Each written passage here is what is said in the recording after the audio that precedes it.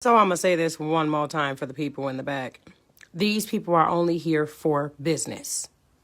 They're not supposed to be living on the land. They're supposed to be here to conduct business only. They should not have homes here. Did you know that? Did you know those treaties are up? Did you know that? Yeah, it's about that time, y'all. That's why I've been on y'all about getting y'all paperwork done. Please pay attention. Class is in session. If y'all don't know how to get the freedom package, I'm about to repost it. But listen, this is not the move. Y'all out here going to courthouses when you can send an affidavit stating that's not even my name. Because of my birth certificate, it didn't say all caps. That's a corporation that I actually have ruling over, and I'm the creditor, and you can't make me pay you nothing. You can't make me do nothing, not a dang thing. And then also there's plenty of books out here. Meet Your Straw Man, Redemption. There's plenty of books for you to get your own free game from. I give y'all the codes to the Matrix for a reason. We are out here to fight a war. And it's a spiritual war. Do you want to keep your soul or do you not? And I'm not talking about the sole of your feet. Even though the sole of your feet belong on this earth. Peace. This, that, smoke, smoke, smoke. Have a good, great day. Not good, great.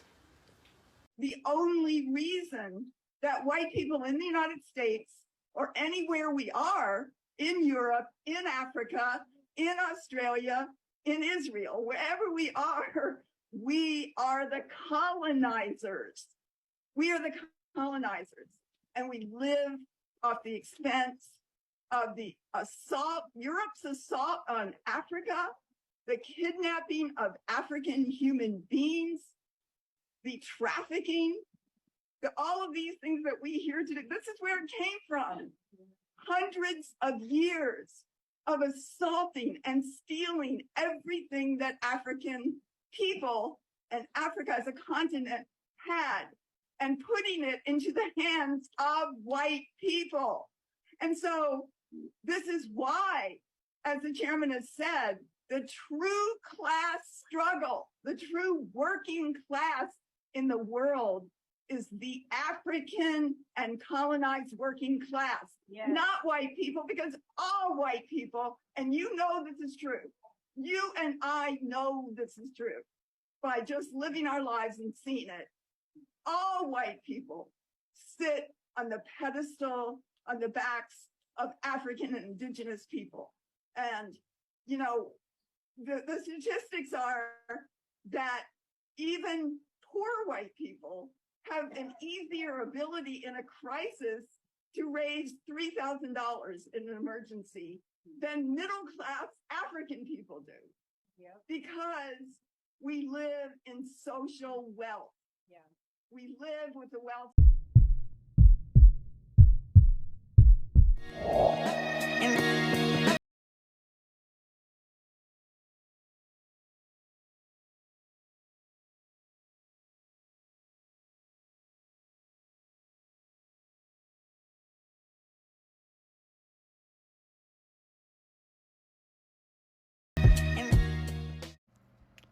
Now, y'all heard the passion on that Caucasian woman as she spoke her truth.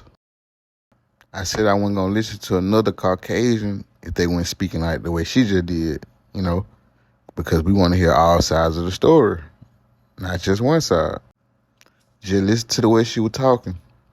And you see, once they get to talking like that, their own people end up turning on them. Their own race, they end up turning on them. Just like every other race. Just like they did Malcolm. And you see, Jordan Maxwell, he brought enlightenment to the maritime and admiral laws and religious bills. And they said this man was a cult leader, his own race. I ain't done. Just like Jane Elliott. She brought awareness to the original amount. She was one of the people that, you know, brought back the awareness of our original amount. And she told us that the black woman was the creator of all, that everybody came from the black woman. These are words coming from a Caucasian woman herself. You feel me? She sat in front of all them white people and told them that the black woman is the creator of all, including they ass. And as a result, you know that she was bashed by her very own race. I'm a 35-year-old white man. Harrison, born Antoine Smalls, has transracial identity, identifying as Harrison Booth, a 35-year-old white man from Colorado. And when did you know that you were a 35-year-old white man? Well, I've always felt different. I go to the store, the movies, and just be thinking to myself, like, why am I not getting the respect I deserve? And then it just hit me. I'm white and 35. I just miss Colorado sometimes. You know, here I pretend the buildings are the old San Juan mountain range, but, you know, the job's just here. And where do you work? I'm a systems engineer for Coca-Cola. Oh, okay. That boy don't work. He go to school and that's it. One day he said, call me Harrison. I said, who's that? He said, me. Do you believe that he is a white man? I mean, he isn't. Shit, I'd love to wake up one day and say, hey, everybody, I'm Rihanna. But I ain't. Hard to grow up in the suburbs? It must have been really boring with no police activity or anything. Your hair is amazing. You know, it's kind of like my golden retriever. It's so limp and lifeless. Like, how do you do that? Oh, wow. Your name is so easy to spell and pronounce. Was it like really easy to get a job? Check out these photos of me volunteering at an orphanage in Europe. Those little white boys and girls, they were so inspiring. Oh, wow. No, you don't sound like a dumb hick at all. That's so cool. You are so pretty for a white girl. It's really sad when Romney lost, huh? Good old Mitt. Couldn't do it. Could not do it. You are dating a white guy. Does he have like a really tiny penis? Oh, you must listen to that rural music, right? You know who you look just like. Who? Jennifer Lawrence? So we just saw Titanic. How are you dealing? I had no idea your people had it so hard. Your skin is so pale. Can I touch it? You know, I was just talking about that with my friend Jeremy. He's white too. I don't even think of you as white. I don't. I really don't. Wow. So you have to wear sunscreen? That is so crazy. Hey, I'm from out of town. Can you help me find some meth? What do you mean you don't listen to Macklemore? You're white. I've always heard that white girls are like super boring in bed. Oh, hey. Yo, what's up, my crack? Whoa. Oh, no, man, it's cool. You know, I can say it. My girlfriend's white. Yeah, not cool, man. Oh, okay, my bad, Daniel. My bad. It's crap.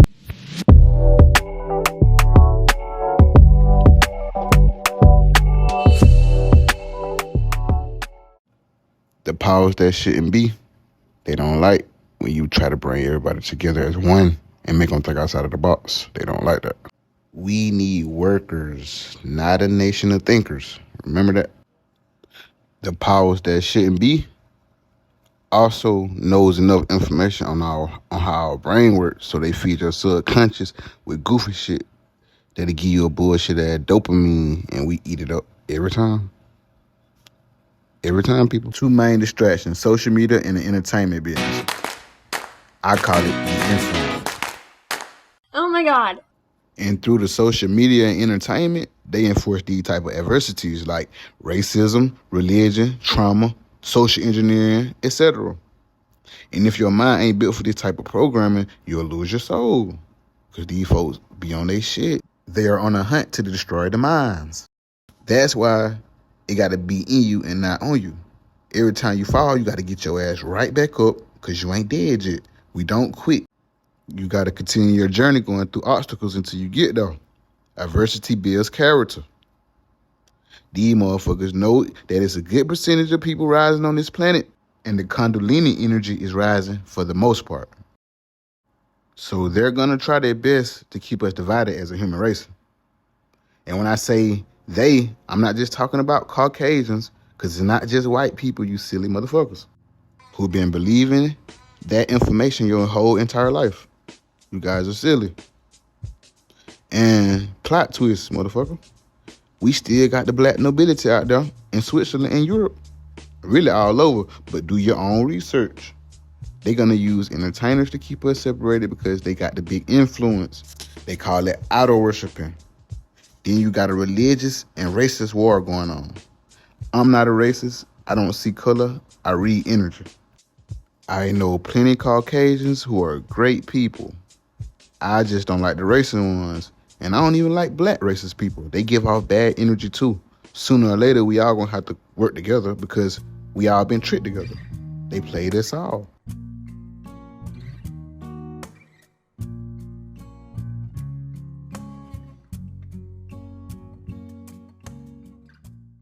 People are coming back to their consciousness, sir.